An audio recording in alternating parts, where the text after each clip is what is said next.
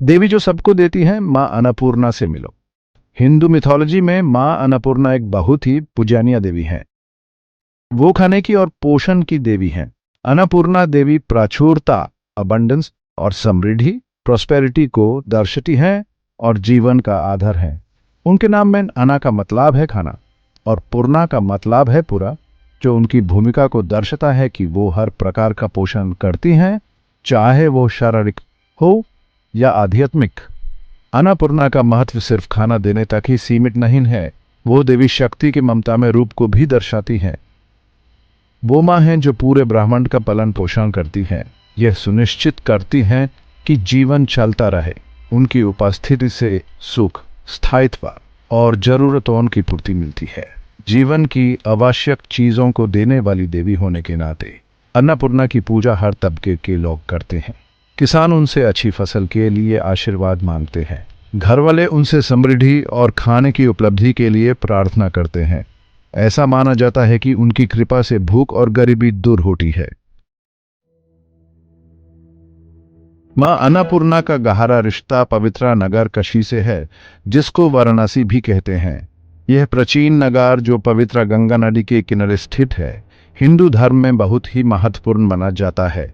काशी दुनिया के सबसे पुराने लगातार बसे हुए शहरों में से एक माना जाता है और यह हिंदुओं के लिए एक प्रमुख तीर्थ स्थल है।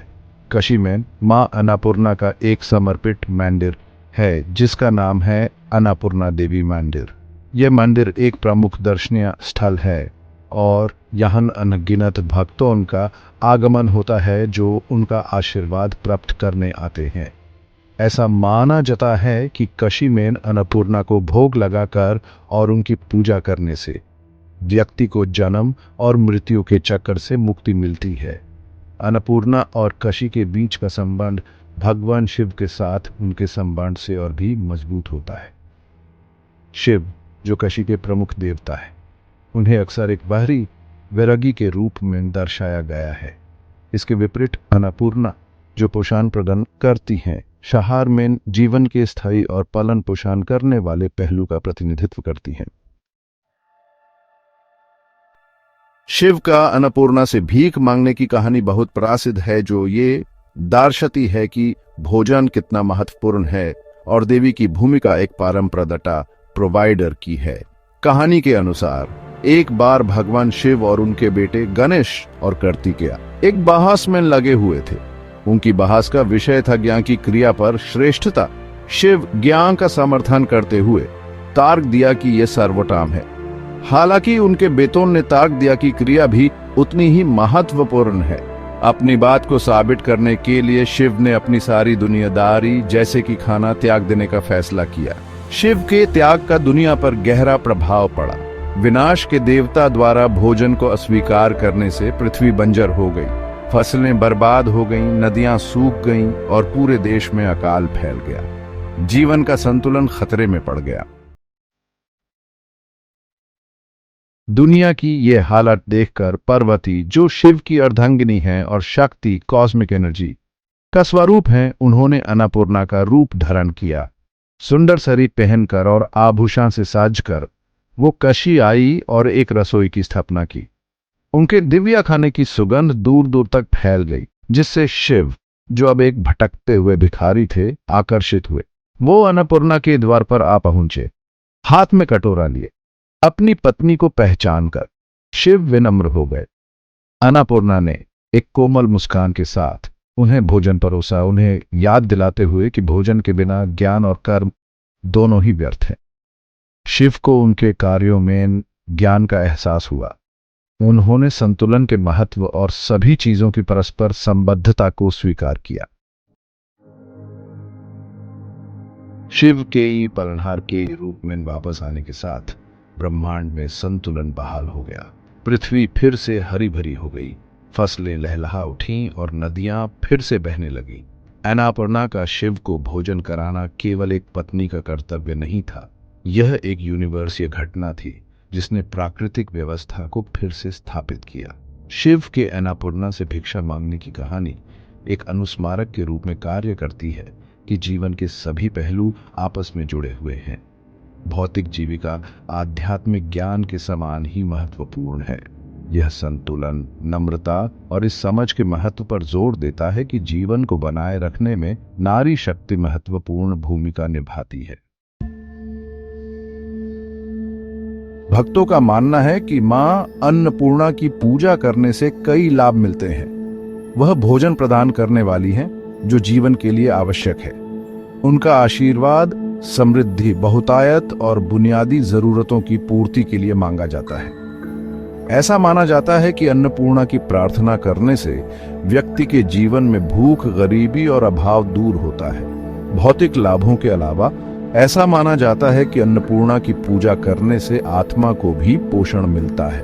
वह ईश्वर के पालन पोषण वाले पहलू का प्रतिनिधित्व करती है, जो आराम, सांत्वना और भावनात्मक कल्याण प्रदान करती है। कहा जाता है कि उनकी कृपा से शांति, संतोष और पूर्णता की भावना आती है। अन्नपूर्णा की उदारता भौतिक जीविका से परे है। ऐसा माना जाता है कि वह अपने भक्तों पर करुणा, उदारता और निस्वार्थता के गुण प्रदान करती है। इन गुणों को अपनाकर व्यक्ति कृतज्ञता की भावना विकसित कर सकते हैं और दूसरों के कल्याण में योगदान दे सकते हैं। मां अन्नपूर्णा की पूजा से जुड़े कुछ विशिष्ट अनुष्ठान और प्रथाएं हैं। उन्हें भोजन अर्पित करना एक अत्यधिक पुण्य का कार्य माना जाता है। भक्त विशेष व्यंजन बनाते हैं जिसमें अक्सर चावल, दाल और सब्जियां शामिल होती हैं और श्रद्धा के साथ देवी को अर्पित करते हैं। अन्नपूर्णा पूजा का एक अन्य महत्वपूर्ण पहलू उनके मंत्रों का जाप है। ऐसा माना जाता है कि इन पवित्र मंत्रों के जाप से उनका आशीर्वाद मिलता है और सकारात्मक कंपन पैदा होता है।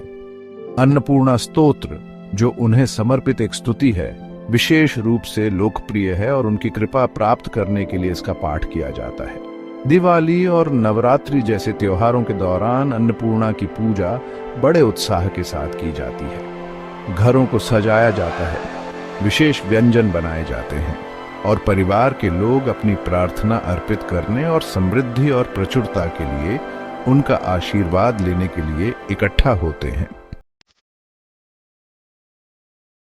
मां अन्नपूर्णा की पूजा मंदिरों और कर्मकांडों से परे है। हिंदू घरों में भोजन को श्रद्धा के साथ माना जाता है और इसे देवी को एक पवित्र भेंट के रूप में देखा जाता है। भोजन ग्रहण करने से पहले कृतज्ञता के प्रतीक के रूप में अन्नपूर्णा को थोड़ा सा भाग अर्पित करने की प्रथा है। बच्चों को भोजन का सम्मान करना और उसे बर्बाद न करने की शिक्षा दी जाती है। खाने की क्रिया को केवल एक शारीरिक आवश्यकता के रूप में नहीं, बल्कि एक पवित्र कार्य के रूप में देखा जाता है जो शरीर को पोषण देता है और हमें ईश्वर से जोड़ता है। चावल के हर दाने और भोजन के हर निवाले में अन्नपूर्णा की उपस्थिति को पहचानकर व्यक्ति प्राप्त होने वाली प्रचुरता के लिए कृतज्ञता की भावना विकसित करते हैं और उपभोग के प्रति सचेत दृष्टिकोण विकसित करते हैं। जबकि मां अन्नपूर्णा को व्यापक रूप से भोजन और भौतिक पोषण के प्रदाता के रूप में जाना जाता है, उनका महत्व भौतिक क्षेत्र से कहीं आगे तक फैला हुआ है। उन्हें मन और आत्मा का पोषण करने वाला आध्यात्मिक जीविका का स्रोत भी माना जाता है। जिस प्रकार भोजन शरीर को ऊर्जा और जीविका प्रदान करता है, उसी प्रकार माना जाता है कि अन्नपूर्णा की कृपा बुद्धि का पोषण करती है, ज्ञान, बुद्धि और रचनात्मकता को बढ़ावा देती है। छात्र, कलाकार और सत्य के साधक जो मानते हैं कि उनकी कृपा उनके मार्ग को प्रकाशित कर सकती है और उनके लक्ष्यों को प्राप्त करने में उनकी मदद कर सकती है, उनके आशीर्वाद की कामना करते हैं। पोषण के साथ अन्नपूर्णा का जुड़ाव भौतिक से परे है। वह उस पालन पोषण करने वाली ऊर्जा का प्रतीक है जो जीवन के सभी रूपों को बनाए रखती है और व्यक्तियों को करुणा, उदारता और परस्पर जुड़ाव की भावना विकसित करने के लिए प्रेरित करती है। अंत में मां अन्नपूर्णा भोजन और पोषण की उदार देवी के रूप में हिंदू पौराणिक कथाओं में एक महत्वपूर्ण स्थान रखती है। उनकी पूजा भौतिक प्रचुरता प्राप्त करने से कहीं आगे जाती है। इसमें बुनियादी जरूरतों की पूर्ति, आत्मा का पोषण और कृतज्ञता और करुणा जैसे गुणों की खेती शामिल है।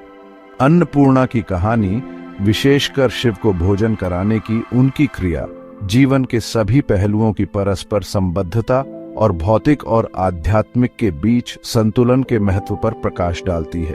उनकी कृपा हमें भोजन का सम्मान करने, हमें प्राप्त होने वाली प्रचुरता के लिए आभारी होने और अपने संसाधनों को जरूरतमंदों के साथ साझा करने की याद दिलाती है। अन्नपूर्णा का आशीर्वाद प्राप्त करके भक्त जरूरत के समय सांत्वना पाने, अपने जीवन में प्रचुरता का अनुभव करने और अंततः सभी प्राणियों के भीतर रहने वाली दिव्य चिंगारी को पहचान कर मुक्ति प्राप्त करने की आशा करते हैं।